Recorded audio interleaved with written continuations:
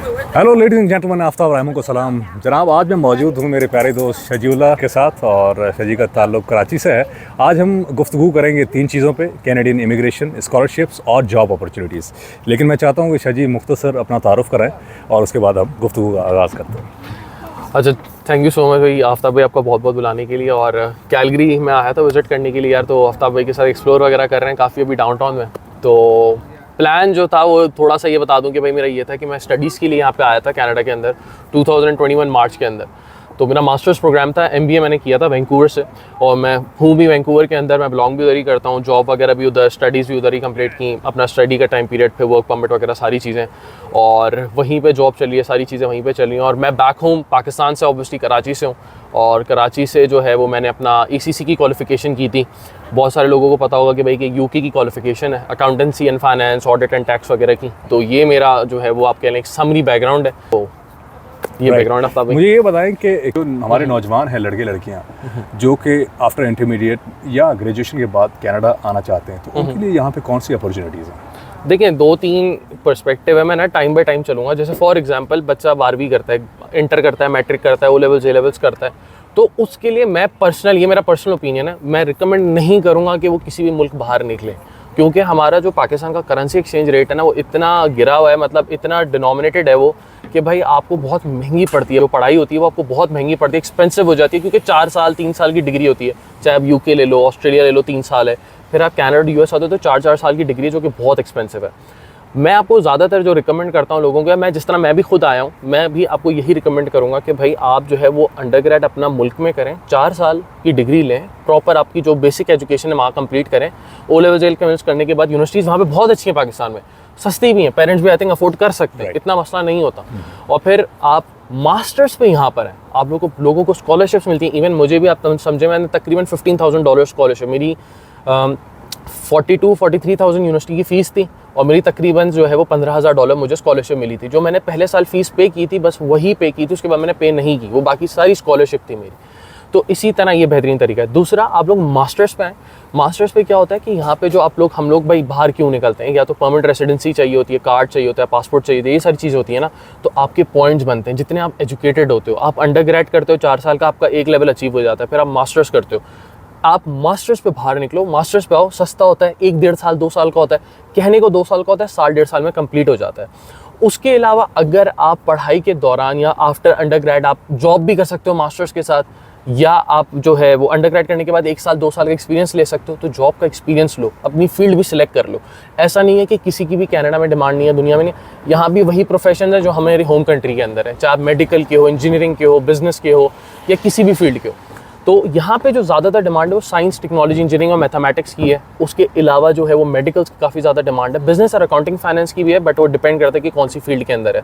फिर या तो वो लोग भी होते हैं जिन्होंने 4 साल का बैचलर्स किया होता है अपनी होम कंट्री में, मास्टर्स भी अपनी होम कंट्री में किया होता है, उसके बाद वो 3 साल का वर्क एक्सपीरियंस लेते हैं, फिर वो डायरेक्ट एलिजिबल होते हैं विदाउट स्टडी वाला ऑप्शन जो है, डायरेक्ट PR वाला, इमिग्रेशन पे। यस। ओके, ये तो आपने बता दिया कि स्कॉलरशिप्स और इमिग्रेशन की। मैं चाहता हूँ कि थोड़ा मुख्तसरन हमें ये बताएं कि जो प्रोफेशनल्स हैं वहाँ पे, जिन्होंने बैचलर्स मास्टर्स वहाँ से किया है, जिनको 5-6 साल का एक्सपीरियंस भी है, उनके लिए यहाँ पे क्या अपॉर्चुनिटीज़ हैं और कौन सी वो स्ट्रीम्स है जिनके तहत वो यहाँ पे इमिग्रेशन करा सकते हैं? जी अच्छा, रिसेंटली ना थोड़ी चेंजेस हुई हैं कैनेडियन इमिग्रेशन के अंदर। 5 तरीके आए जिसमें आप जो है वो डायरेक्ट इमिग्रेशन पे आ सकते हो। उसके आप जो है ना वो ऑनलाइन CRS स्कोर वगैरह भी चेक कर सकते हो।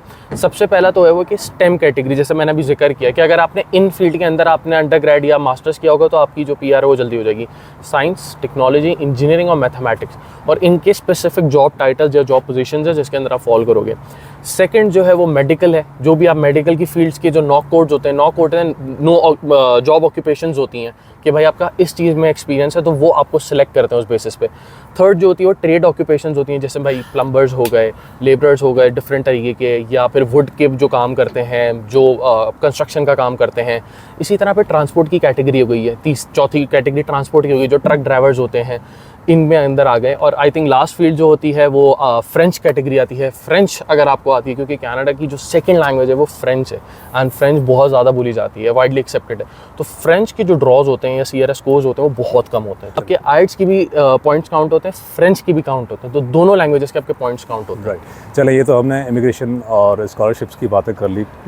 लास्ट में मैं आपसे ये पूछना चाहूँगा कि जॉब अपॉर्चुनिटीज़, कैनेडियन मार्केट की अभी क्या सूरत हाल है और कौन सी जॉब अपॉर्चुनिटीज़ यहाँ पे मौजूद है? मसला देखें, थोड़ा सा मैं आपको बताता हूँ कि बहुत सारे लोगों का सोशल मीडिया पर पर्सपेक्टिव चले यार जॉब मार्केट नहीं है, वही स्टूडेंट सर्वाइव कर रहे हैं, जॉब्स नहीं है, ये नहीं है, वो नहीं है। मसला ये नहीं है, मसला ये होम कंट्रीज़ में भी जॉब नहीं है। हमारे पाकिस्तान इंडिया में भी जॉब्स जो है वो इतनी ओपनली अवेलेबल नहीं है अनटिल अनलेस आप उस चीज़ के लिए क्वालिफाई ना करते हो। देखिए भाई, अगर आप कंपनी को पैसा बना के नहीं दोगे तो वो आपको क्यों हायर करेगी, मतलब क्यों आपको जॉब देगी जब आप उसको पैसा नहीं बना के दोगे। यहाँ पे भी ऐसा है कि आपका एक्चुअली स्किल्स का गैप है। फॉर एग्जाम्पल मैं अपनी प्रोफेशन की बात करता हूँ, मैं बोलता हूँ यार मुझे अगर टैक्स में काम आता है बट मुझे टैक्स सॉफ्टवेयर चलाना नहीं आता, मैंने टैक्स की 4 साल की अंडरग्रेड की डिग्री की हुई है तो मुझे टैक्स का सॉफ्टवेयर नहीं चलाना आता, तो मुझे क्यों हायर करेगा।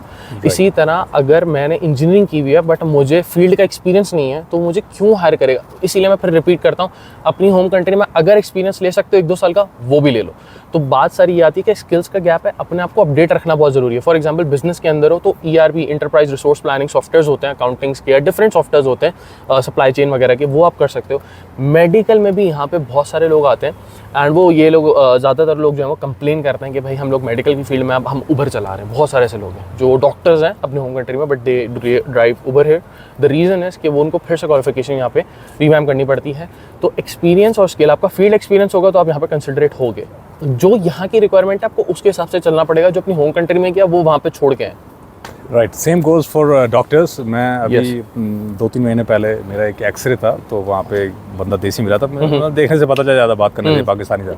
तो मैंने उनसे पूछा कि आपने ये टेक्नीशियन का कोर्स कहाँ से किया और कैसे बैकग्राउंड क्या है आपका। तो उन्होंने मुझे बताया कि मैंने यहाँ पे आके टेक्नीशियन का कोर्स किया है। पाकिस्तान में मैं डॉक्टर था, MBBS डॉक्टर था, लेकिन यहाँ पे आने के बाद वो प्रोसेस इतना लंबा है और आपको वो पूरे एग्जाम्स देने पड़ते हैं, तो उस चक्कर से बचने के लिए वो बंदा एक्सरे टेक्नीशियन बन गया यहाँ पे।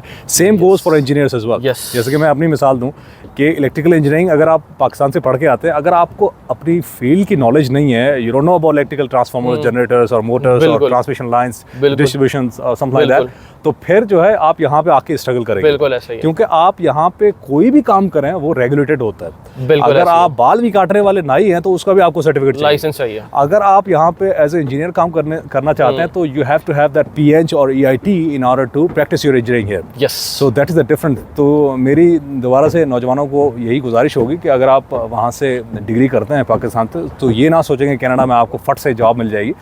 आपको उस फील्ड का नॉलेज चाहिए और फिर आपको वो रेगुलेटेड जॉब्स करने के लिए यहाँ पे वो एग्जाम्स क्लियर करने होंगे, उसके बाद जाके आप प्रैक्टिस कर सकते हैं। थोड़ा सा मैं ऐड करता चलूँ लास्ट में कि भाई बहुत सारे ना हम लोग, मैं खुद भी पर्सनली मैं ऑस्ट्रेलिया भी होकर आ चुका हूँ, 2015-16 में एक्चुअल साइंसेस करने गया था।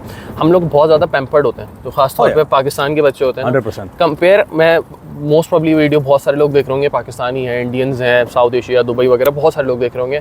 बट एक पॉइंट याद रखिएगा कि पाकिस्तानी लोग थोड़े पैम्पर्ड होते हैं। थोड़ा टफ टाइम आता है ना, थोड़ा सा गाड़ी इधर उधर होती है ना, तो हम लोग बहुत जल्दी हार मान जाते हैं। इंडियंस में ये चीज़ नहीं है, क्योंकि मैं आपको यार ये 2-3 साल का एक्सपीरियंस बता रहा हूँ, किसी को कंपेयर नहीं कर रहे, बट मैं बता रहा हूँ यहाँ की मैंने खुद ऑब्जर्व किया। मैं वैंकूवर में रहता हूँ, वहाँ पे जो पंजाबी लड़की हैं वो लोग लोन्स लेके आती हैं। रादर देन मैं बस स्टॉप पे लड़के देखने के, मैं लड़कियाँ ज़्यादा देखता हूँ। 10 लड़कियाँ खड़ी होंगी तो एक लड़का खड़ा होता है, क्योंकि वो अपने लोन लेके आए होते हैं, खेत बेच के आए होते हैं, वो हार्ड वर्किंग होते हैं। पाकिस्तानियों को मैं हार्डली देखता हूँ। ऑब्वियसली एक वीज़ा का भी रीज़न है कि भाई हमारे कम वीज़ाज़ लगते हैं, इंडिया या बाकी कंट्रीज़ के ज़्यादा लगते हैं कंपैरेटिवली, बट स्टिल हम लोग हार्ड वर्किंग थोड़े कम होते हैं। हमें ज़्यादा मेहनत करनी चाहिए और हमें अपनी फील्ड में भी रहना चाहिए। तो ये एक ऐसा पॉइंट है कि भाई आप थोड़ी मेहनत करें, डरे नहीं, और बहुत अपॉर्चुनिटीज़। और यहाँ पे जो पाकिस्तानी है वो जॉब पोजीशन पे, टॉप जॉब पोजीशन में ज़्यादा बैठे हैं कंपैरेटिवली बाकियों की। तो ये भी एक पॉइंट है। Thank you so much Shaji. So guys, जैसे कि आपने देखा कि शाजी से हमारी गुफ्तगू हुई और मुझे उम्मीद है कि आज का ये मैसेज, आज का ये वीडियो आपके लिए करामत साबित होगा। This is Aftab Rahman signing out from Calgary, Canada. अल्लाह हाफ़िज़। Thank you.